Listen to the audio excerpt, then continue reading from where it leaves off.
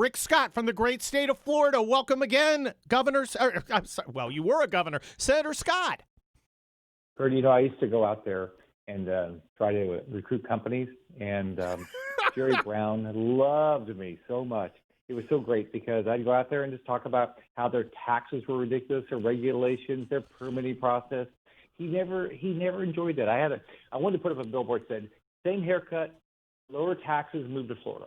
So, well, Governor, gosh, I keep doing that, Senator Scott. Look, I'm thinking, hey, maybe there are other places. I love Florida. It's a great place. No low taxes. I can get a firearm like an American. I'm thinking that might be a good thing. But my wife, who is from Cuba, is like, Cubans in Florida, Kurt, that's been done. So let's get serious. Well, come to Naples, where I live. You'd love it. We have a great shooting range down there, and it's a great place to live. Oh gosh, I'm sitting here in California. It is a nightmare, and it's particularly you can't even go to those things, right? Nothing's open. Well, that's one of the problems. A lot of our small businesses are closed, and what kept us alive was the PPP. Now I know the Senate is looking at a major stimulus bill. The PPP is very important to small business folks like me.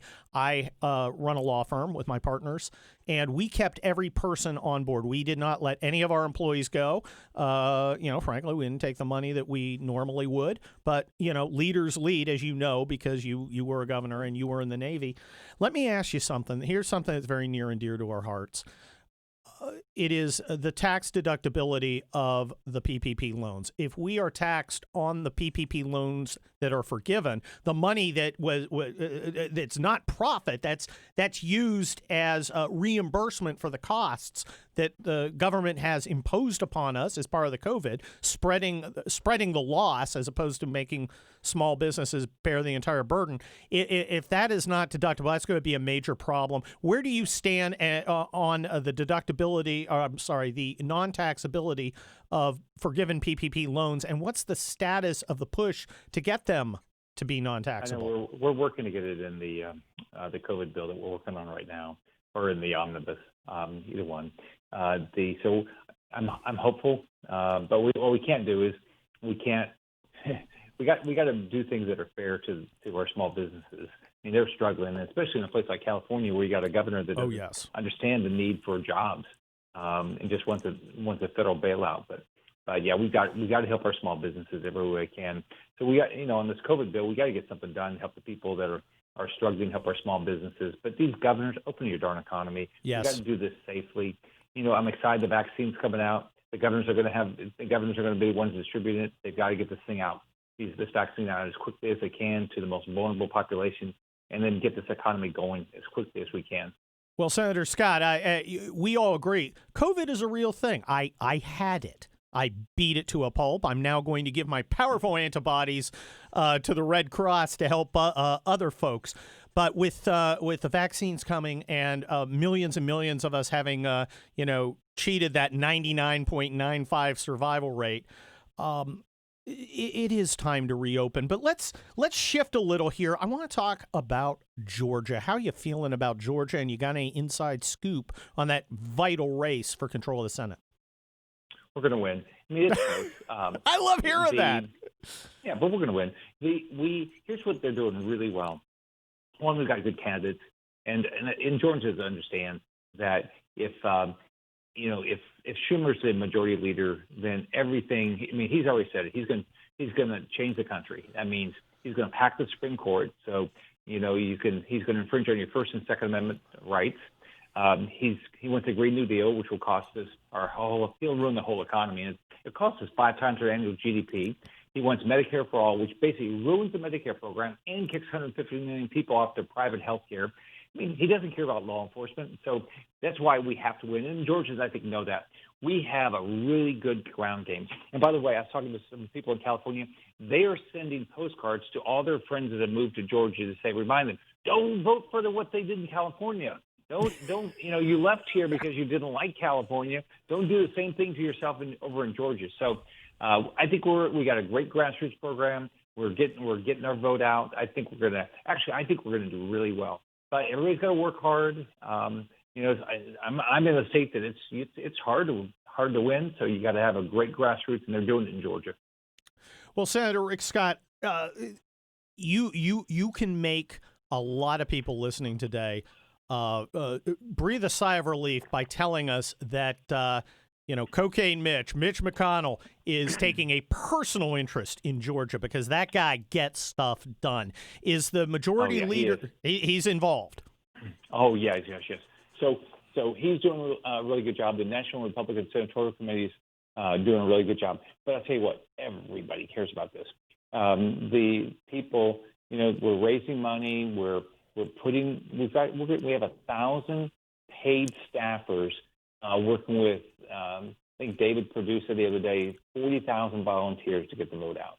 And so if we get a vote out, just like in my races in Florida, we win. And I think people are going to turn out. President Trump's been helpful. He's been telling people you got to get out the vote. And if we don't, then all the things we got done the last 4 years, the Democrats are going to undo.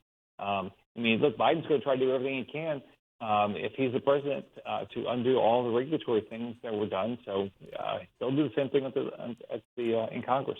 Well, Senator Rick Scott, let's talk about what we're going to do when we get a 52-seat majority after winning both these runoffs against these Fidel Castro hugging Democrat losers. Now, one of the first things you're going to face is dealing with Joe Biden's nominations for various, cabinet secretaries and so forth. Now, there's two schools of thought. One is the traditional school of thought, which is within reason you're going to give, President Asterisk the candidate, the nominee he wants. He gets who he wants unless there's a real problem. You kick out one or two, but most of them go through.